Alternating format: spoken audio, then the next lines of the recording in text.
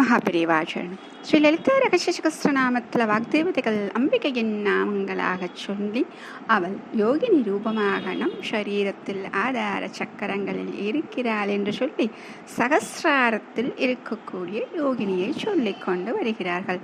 அந்த தலம் சகஸ்ரதள பத்மஸ்தாயை 1000 இதழ்கள், அதாவது 1, 2, 3 அப்படின்னு ஒவ்வொன்றா வந்துச்சு. இப்போ சகஸ்ரதளத்தில் இருக்கிறாள். சர்வவர்ண அபசோபிதா, சர்வ வர்ணங்களும் உடையவளாக, சர்வ ஆயுததரா, அத்தனை ஆயுதங்களையும் தரித்தவளாக, சுக்ல சம்ஸ்திதா, அந்த சுக்லம் அப்படின்னு சொல்லக்கூடிய தாதுவில் இருக்கிறார். சரி, அவளுக்கு எத்தனை முகங்கள் இருக்கக்கூடியதாக இருக்கும் அப்படின்னு பார்த்தோம் அப்படின்னா அதற்காக சொல்லப்பட்ட நாமாவளி ஓம் சர்வதோமுக்யை நமஹ, ஓம் சர்வதோமுக்யை நமஹ.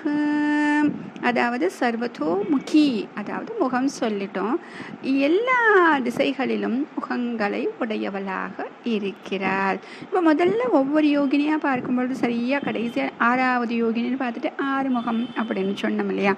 இப்போ இவள் சொல்லும் பொழுது என்ன சொன்னோம்? எல்லா யோகினிகளும் இவளுக்கு பரிவார தேவதைகளாக இருக்கிறார்கள். அனைத்து அக்ஷரங்களும் அப்படின்னு சொன்னோம் இல்லையா, இவளுக்கு பரிவார தேவதைகளாக இருக்கிறார்கள் சொல்லும் பொழுது அப்போ எத்தனை முகம்னு நம்மளால் கணக்கு பார்க்க முடியுமா? சகஸ்ரம் அப்படின்னு சொல்லிட்டாலே எண்ணிக்கையில் அடங்காத, அப்போ எல்லா பக்கமும் முகங்கள் உடையவளாக இருக்கிறார். ஏன் அப்படின்னு சொல்லும் பொழுது ஆயிரக்கணக்கான சக்திகள் சேர்ந்தவளாக இருக்கிறாள் அப்படின்னு சொல்கிறாங்க. அதற்காகத்தான் அந்த முகம் அப்படின்னு சொல்கிறாங்க. இப்போ நம்ம 6 முகம் அப்படின்னு சொல்லும் பொழுது, முருகனை சொல்லும் பொழுது என்ன சொல்கிறோம்? அத்தனை சக்திகள் சேர்ந்ததாக இருக்கும் பொழுது அது சொல்கிறோம்.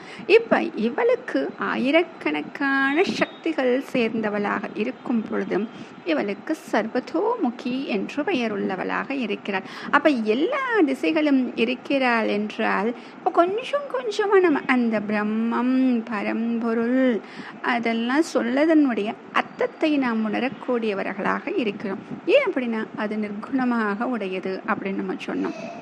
அப்படி இருக்கும் பொழுது எல்லா இடங்களிலும் எல்லா திசைகளிலும் இருக்கும் இல்லையா.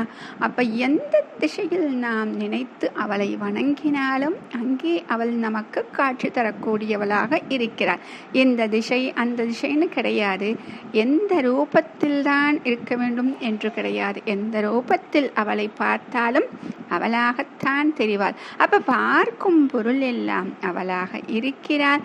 எந்த திசையாக இருந்தாலும் அவளுடைய திசையாக இருக்கிறது, எந்த நாமமாக இருந்தாலும் அவளுடைய நாமமாக இருக்கிறது, எந்த வர்ணமாக இருந்தாலும் அவளுடைய வர்ணம், எந்த ஆயுதமாக இருந்தாலும் அவளுடைய ஆயுதம்.